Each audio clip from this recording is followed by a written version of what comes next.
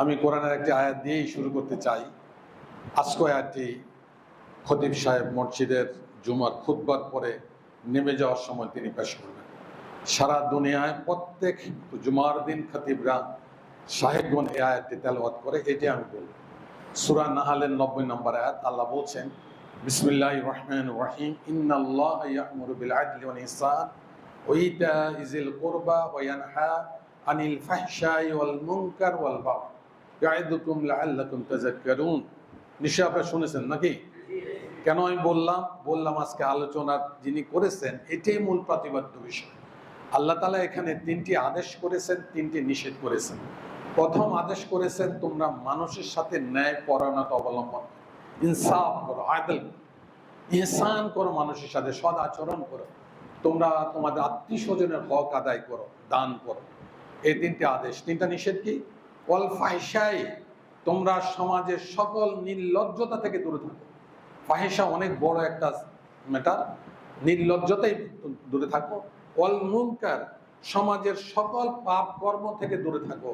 ওয়াল বাগি, সমাজের সকল ধরনের সন্ত্রাসী কার্যকলাপ থেকে দূরে থাকো। আমি এই জন্য জিনিসটা বললাম, এই 3টা আদেশ 3টা নিষেধ বৎসরের পর বৎসর মিম্বার থেকে আলোচিত হয়, নসিয়া হয়, কিন্তু আমরা আক্ষরিক অর্থে সমাজে তার কোনো ইমপ্লিমেন্টেশন দেখি না। বিকজ এটা অ্যাকচুয়ালি রাষ্ট্রের কাজ। এই 3টা আদেশ এবং 3টা নিষেধ এটা রাষ্ট্রের কাজ।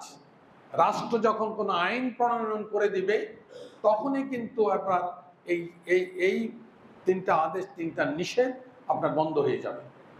যেমন আজকে উনি বললেন যে আমরা পূজা পার্বণে যাওয়া নিষেধ। ইয়েস, এটা ইসলামের বেসিক কনসেপশন, কিন্তু হচ্ছে কেন? হচ্ছে না কেন? হচ্ছে রাষ্ট্র এটাকে আপনার এনহ্যান্স করতেছে, এই জন্যই আমরাও সেখানে যাই, উৎসব করি, সব কিছুই হওয়া হচ্ছে।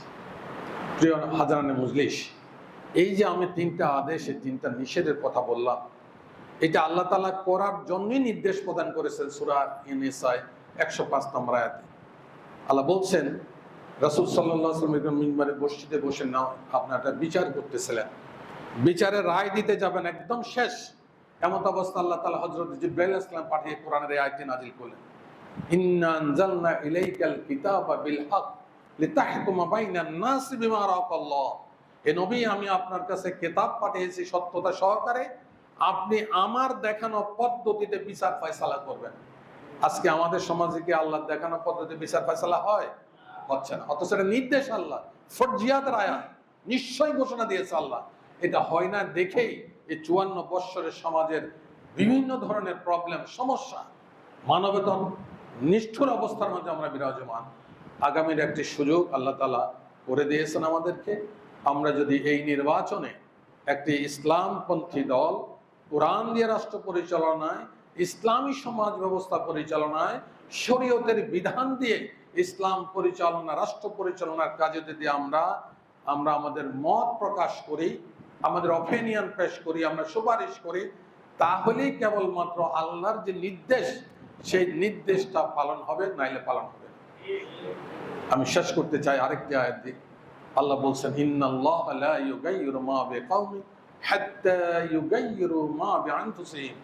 কোন জাতির অবস্থার পরিবর্তন আল্লাহ তাআলা করে দেন না আনটিল এন্ড আনলেস ওই জাতি যদি তার নিজের অবস্থার পরিবর্তনের জন্য চেষ্টা না করে।